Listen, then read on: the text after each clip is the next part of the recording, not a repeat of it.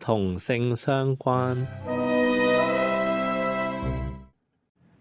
喺一個農村裏面，有一個小男孩，佢負責牧羊。你知唔知點解唔將啲羊放喺農場裏邊嚟到養？咁係因為要養一大班嘅羊，係需要好大量嘅青草，所以就需要牧羊人帶領住羊群去唔同嘅地方嚟到去食草。呢個男仔只係需要睇住班羊，每日做同樣嘅工作，所以就開始覺得悶啦。其實牧羊人仲要剪羊毛、收集羊奶同埋其他雜項。當然，最重要嘅始終係保護羊群，唔好俾啲狼或者其他食肉嘅動物嚟到襲擊。有一日，呢個男仔決定同啲村民嚟到開玩笑，佢向住山下面大叫：狼來了，狼來了！山下面啲村民聽見之後，就即刻跑上山諗住幫忙啦。點知當佢哋去到嘅時候，完全見唔到狼嘅蹤影。個男仔呢個時候就哈哈大笑，仲同啲村民講：我只係同你哋開下玩笑啫。啲村民嬲到即刻就落山。過咗幾日，呢個男仔又諗住開玩笑，佢又向住山下邊大叫：狼來了，狼來了！啲村民又是即刻趕上山諗住幫忙啦。點知呢次又係個男仔嘅惡作劇。又過咗幾日，突然間有一隻野狼出現啦。呢個男仔雖然攞住支牧羊杖，牧羊杖係可以攞嚟帶領啲迷失咗嘅羊，更加可以用嚟保護羊群。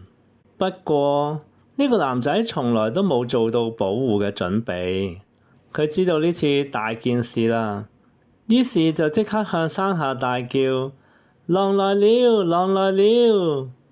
但係呢次村民以為個男仔又一次嚟到整蠱佢哋，所以就完全冇理到。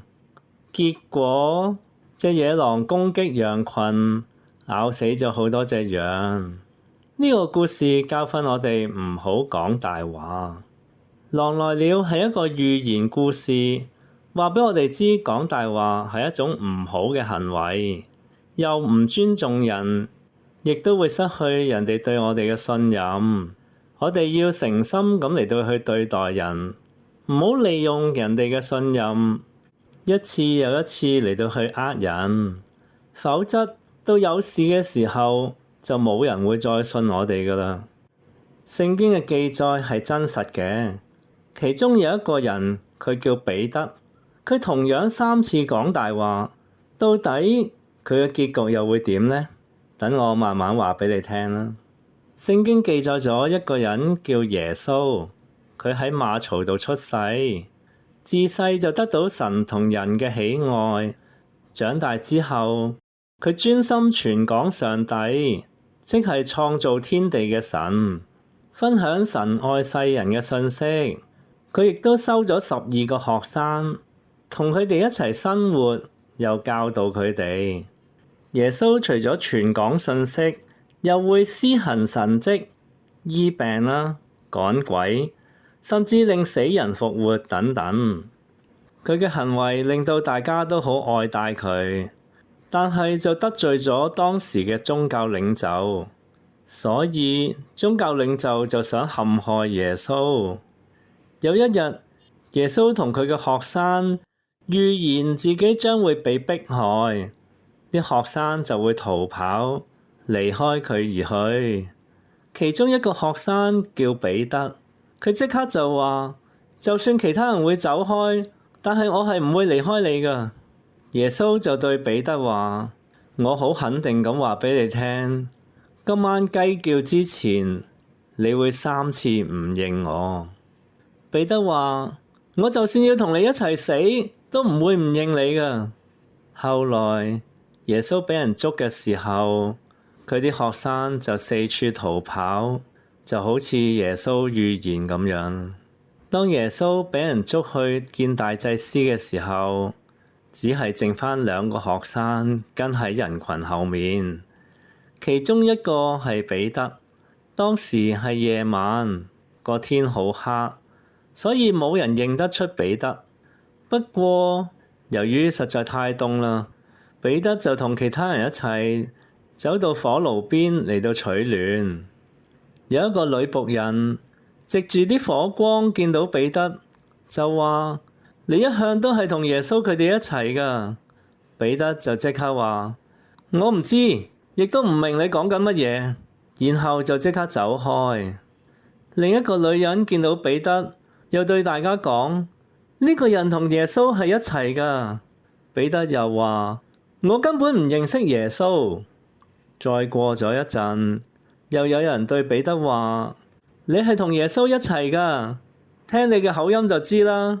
你哋都係由加利利嚟嘅。彼得就發誓話：我唔認識佢啊。就喺呢個時候，雞叫啦。耶穌轉身望一望彼得，2個人4隻眼互相對望。彼得呢個時候諗起耶穌講過嘅嘢，就跑出去，好傷心咁喊起嚟咯。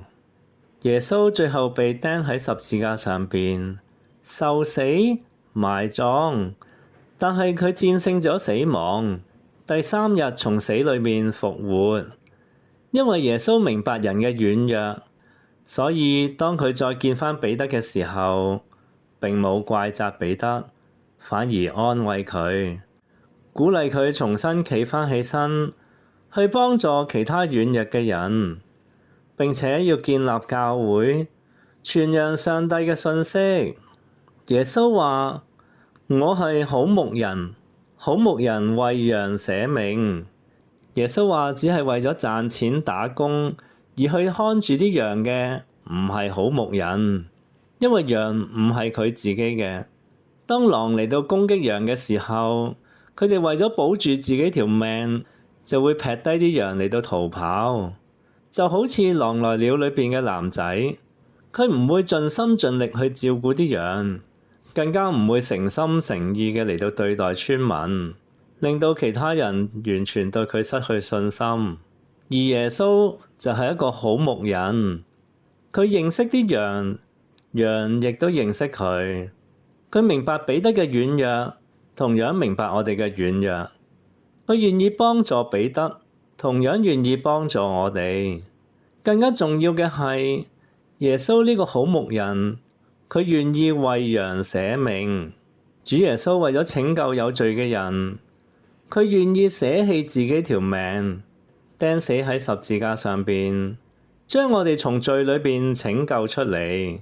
所以耶穌係我哋嘅好牧人，盼望大家除咗唔講大話，做個誠實人之外，更加要認識耶穌，跟從呢個好牧人。